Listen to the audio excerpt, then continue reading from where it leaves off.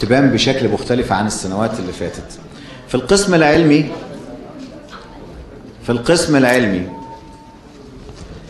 تميز طالب واحد فقط وخد المركز الأول، هو كامل وسام كامل فكري من سوهاج، مجموعه 409.5. الطالب الأول على الثانوية العامة بوجه عام والقسم العلمي بوجه خاص. الطالب كامل وسام كامل فكري حصل على 409.5 درجة وهو من إدارة سوهاج.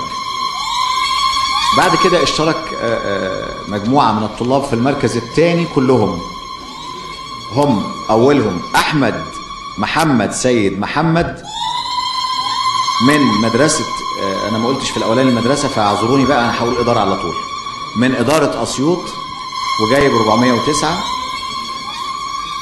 شاركته في نفس المكانة أو المركز أسماء عوض لطفي عوض من شربين وجايبة أيضا 409. ثم دينا فتحي عبد السيد محمد من العريش ودرجاتها 409. ثم رويدة سعد إبراهيم حبيبة من إدكو ودرجاتها 409. ثم سارة شريف صالح مندور من الزيتون ودرجاتها 409. ثم سارة مدحت حفني حامد عبد العال من الدقي ودرجاتها 409. سامر هاني إيميل رزق الله برسوم من غرب المنصورة ودرجاته 409.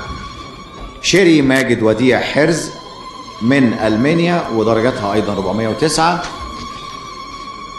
فاطمة هانئ جلال صادق الفيوم، غرب الفيوم إدارة يعني، جايبة 409. محمد أسامة رشدي عبد الجواد من بني مزار جايب 409. ياسمين محمد أبو الفتوح محمد من بتمدة ببنها ب 409. وكده يبقوا انتهوا طلاب. نعم طيب ماشي. دول مجموعة القسم العلمي، وهي مجموعة كان في 12 أظن في المركز الثاني. المركز الثاني كان فيه 12 والمركز الأول كان فيه واحد فقط. نيجي للقسم رياضيات، هتلاقوا اشترك في المركز الأول ده مش مظبوط ده كده المركز الأول ومقرر فين الأولاد؟ هل انتوا حطيتوها هنا؟ اهو معلش انتوا مش مرتبينها بس. خلاص رتبتها. المركز الأول الطالب أحمد محمد بهاء الدين عبد الرحمن من شرق الزقازيق وجايب 409. المركز الأول مقرر أيضا إسراء سعيد أحمد أبو ضيف من أسيوط 409. المركز الأول مقرر أيضا أماني محمد عبد القادر أحمد من غرب المحلة 409. المركز الأول أيضا حسين فضل حسن عثمان من الدقي وجايب 409. يبقى المركز الأول اشترك فيه 4، ولما يشترك في المركز 4 يبقى الترتيب اللي بعد منه الإيه؟ الخامس، ما يبقاش الثاني، على أساس إن ده كان بيتقال غلط قبل كده وإحنا حاولنا نصحح هذا الكلام. المركز الخامس اشتركت فيه سارة محمود أحمد غانم من البساتين ودار السلام جايبة 408.5. واشتركت معها أيضا سهى عبد العظيم غريب من المرج بدرجة 408.5. ماجي محب منير سوريال من مصر الجديدة 408.5. محمد يوسف أبو الفضل محمد أحمد من أسوان ب 408.5. منة الله مصطفى عبد العواض كلية المعادي 408.5. وجدان سعيد أحمد عباس وسط اسكندرية 408.5. يارا محسن عبد الحميد جويد أو جويد من النزهة ب 408.5. كده يبقى المركز الأول كان فيه 4 والمركز الثاني فيه كام؟ 8. يبقوا 12. بالنسبة للقسم الأدبي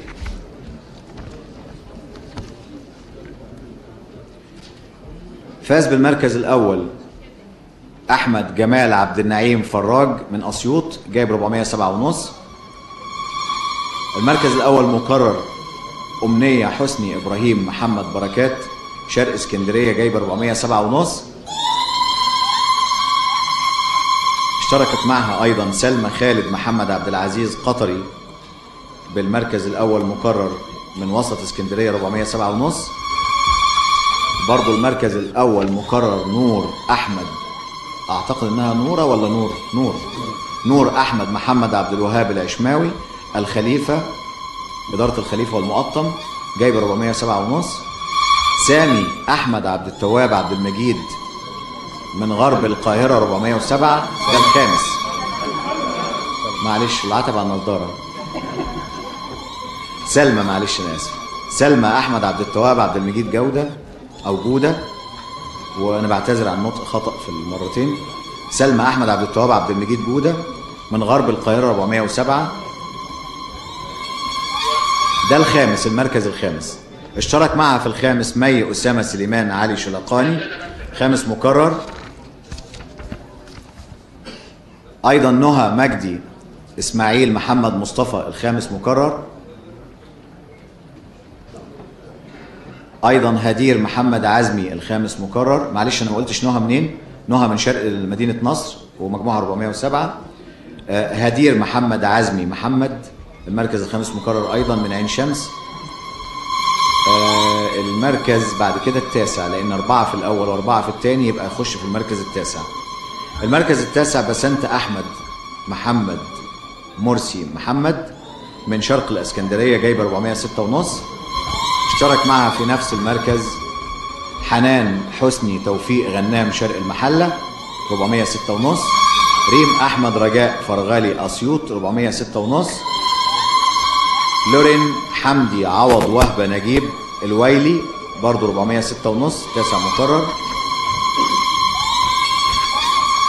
نورهان حسن عبد السلام مهدي من بني سويف جايبه 406.5. يسرى محمد حسام الدين احمد محمود من شرق طنطا جايبه 406.5. بكده يبقى انهينا التعليم العام. يتبقى عندنا مركزين عزيزين على قلوبنا، الناس اللي بتتحدى المستحيل، الناس اللي عايشه في ضلمه ولكن بإرادة ربنا سبحانه وتعالى نور لهم قلوبهم ففازوا وتفوقوا وحققوا المراكز الأولى. الناس اللي تستحق التكريم لأنهم رغم أن لديهم ما يعيقهم عن العمل إنهم يتحدوا ذلك ويتفوقون أيضا. الطالب أحمد عبد المنعم يوسف محمد النور للمكفوفين الزقازيق، الله يستحق أكثر من ذلك، النور للمكفوفين بالزقازيق 402.5.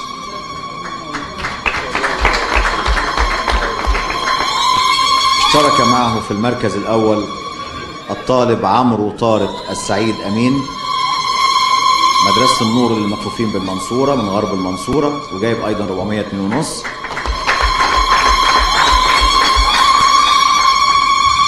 بالمناسبة عندما أبلغت الطالب عمرو طارق السعيد الآن بكت أمه وهي تتحدث وتقول أقسم بالله ابني لم يغش كلمة واحدة، ابني لم يغش كلمة واحدة. هذا الطالب أنا كنت مديرا لمديرية المنصورة السنة اللي فاتت جزء منها وأعلم عنه جيدا أنه يستحق أن يكون الأول، حتى أن الأستاذ محمود بيذكرني الآن واللي فاكر السنة اللي فاتت لما قلت ان الطالب ده هيطلع الاول في الثانويه العامه وفعلا طلع الاول. انا بحييه وبحيي كل الناس اللي فازت بالمراكز الاولى وبحيي حضراتكم على انكم تستقطعوا من وقتكم وتشرفونا عشان تفرحوا معانا كما وتسعدوا معانا كما سعدنا بالاوائل اللي شرفوا وزاره التربيه والتعليم وشرفوا الاسر وشرفوا